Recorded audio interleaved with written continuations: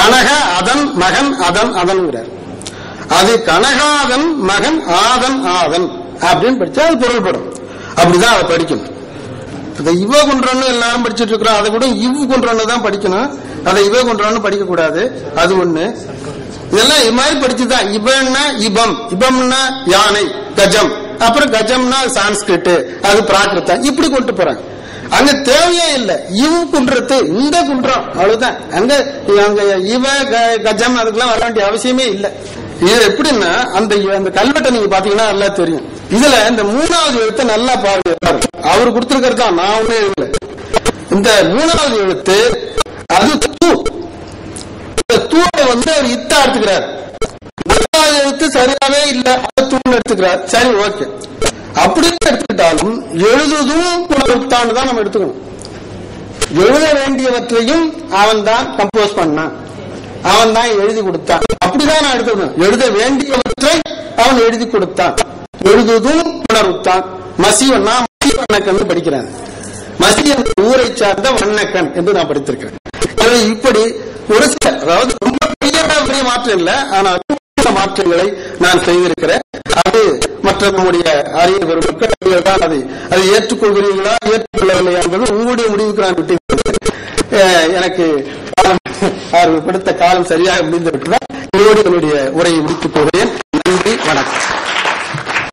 அடுத்ததாக மா சந்திரமூர்த்தி அவர்கள் தொண்டூர் சங்ககால மாலை நேரத்தில் இந்த அரங்கில் தலைமையேற்றிருக்கும் எனது பேராசிரியர் அவர்களே மற்றும் இருக்கும் பேராசிரியர் பெருமக்களே, அனைத்து பெருமக்களே, எனக்கு தலைப்பு தற்கால கல்வெட்டு தொண்டூர்.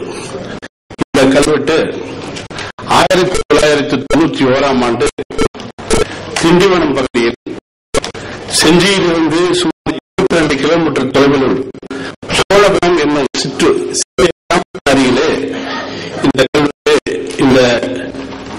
கண்டுபிடிக்கப்பட்டது. இந்த கல்வெட்டுடைய சிறப்பு அம்சம் என்று சொன்னால், இந்த விழுப்புரம் மாவட்டத்தில் முதல் பழந்தமிழ் கல்வெட்டு இதுதான். அடுத்து இங்கு உள்ள சமூகப்படுக்கையில் இயற்கையாக அமைந்த குகைத்தலங்கள் காணப்படுகின்றன. அவை பஞ்சனாபாடி குன்று என்று அழைக்கப்படுகிறது. இங்குள்ள சமணப்படுக்கை படுக்கைகள் காணப்படுகின்றன. அந்த 3 படுக்கைகளில் ஒரு படுக்கையில் இந்த பழந்தமிழ் எழுத்து பொறிக்கப்பட்டுள்ளது. முதல் குகைத்தலத்தில் இந்த கல்வெட்டை பார்த்து 2 வரிகளிலே இது காணப்படுகிறது. இந்த கல்வெட்டை அப்பொழுது நான் பார்வையிட்ட போது இதை தடாகாயபன் ஏவ அகல் ஊரகம் மோசி செய்த அதிட்டானம் என்று படித்தேன். பிறகு எமது முன்னாள் இயக்குனர் நடன காசிநாதன் அவர்கள் இந்த கல்வெட்டை பார்வையிட்ட போது அதை சங்காயபன் ஏவ அகச ஊரறம் மோசி செய்த அதிட்டானம் என்று அவர்கள் படித்தார்கள். இந்த கல்வெட்டின் முதல் வரியில் 11வது எழுத்து மற்றும் 14வது எழுத்து ஆகியவற்றின் வரி வடிவங்கள் தெளிவின்றி காணப்படுகின்றன.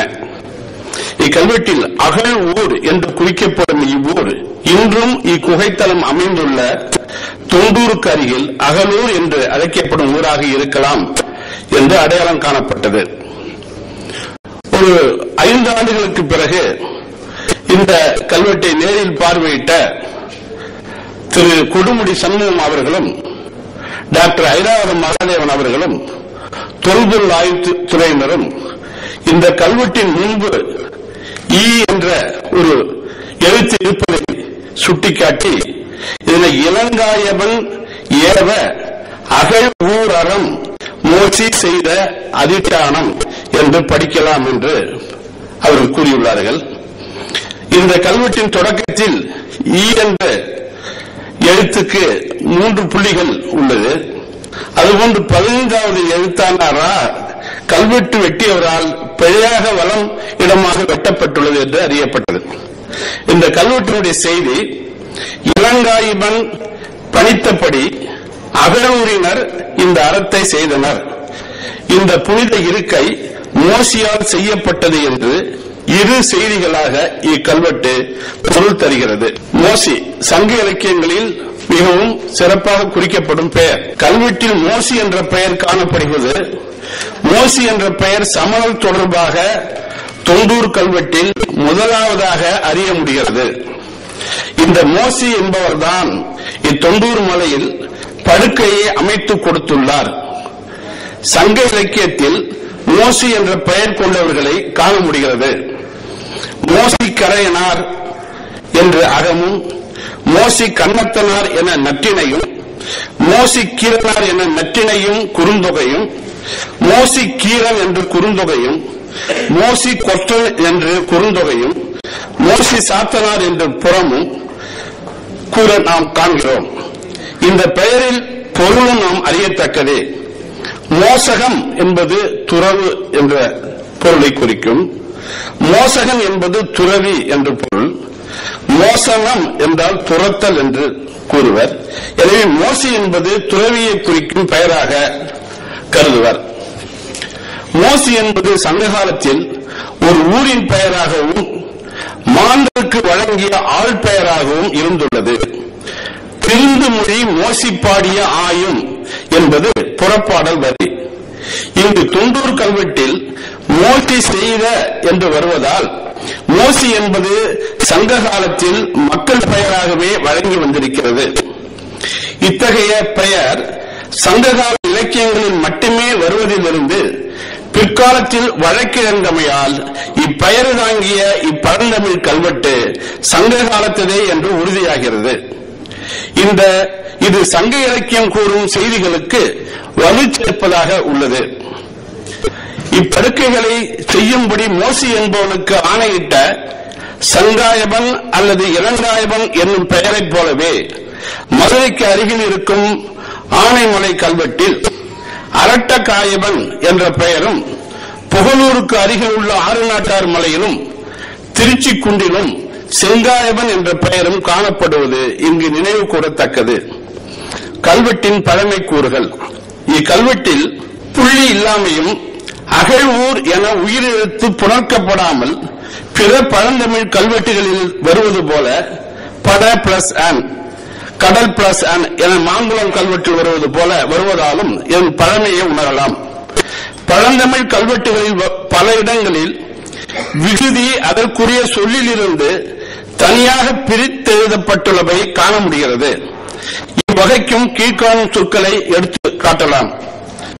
எடுத்துக்காட்டாக வெள்ளரை வெள் அறை என்று மாங்குளம் கல்வெட்டிலும், பதினூர் பதின் ஊர் என்று மேட்டுப்பட்டி கல்வெட்டிலும், குமிழூர் குமிழ் ஊர் என்று சித்தனவாசல் கல்வெட்டிலும், கருவூர் கரு ஊர் என்று புகழூர் கல்வெட்டிலும், காப்பியூர் காப்பி ஊர் என்று குன்றக்குடி கல்வெட்டிலும் வருவது போல இங்கு அகழூர் என்பது அகழ் ஊர் என தொண்டூர் கல்வெட்டில் வருவது குறிப்பிடத்தக்கது.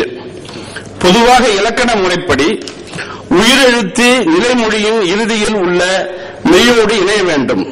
எடுத்துக்காட்டாக ஆளிலை என்பது ஆளிலை என்றும், மணி அழகு என்பது மணி அழகு என்றும் எழுதப்பட வேண்டும். மேற்குறிப்பிட்ட சொற்கள் பலவற்றில் உடம்போடு உயிர் சேராத நிலையில் எழுதப்பட்டுள்ளன என்பர். இதை தொண்டூர் கல்வெட்டிலும் காண முடிகிறது. இந்த கல்வெட்டில் மற்றொரு சிறப்பு என்னவென்றால், இக்கல்வெட்டினுடைய இறுதியில் 3 படுக்கை கோடுகள் காணப்படுகின்றன.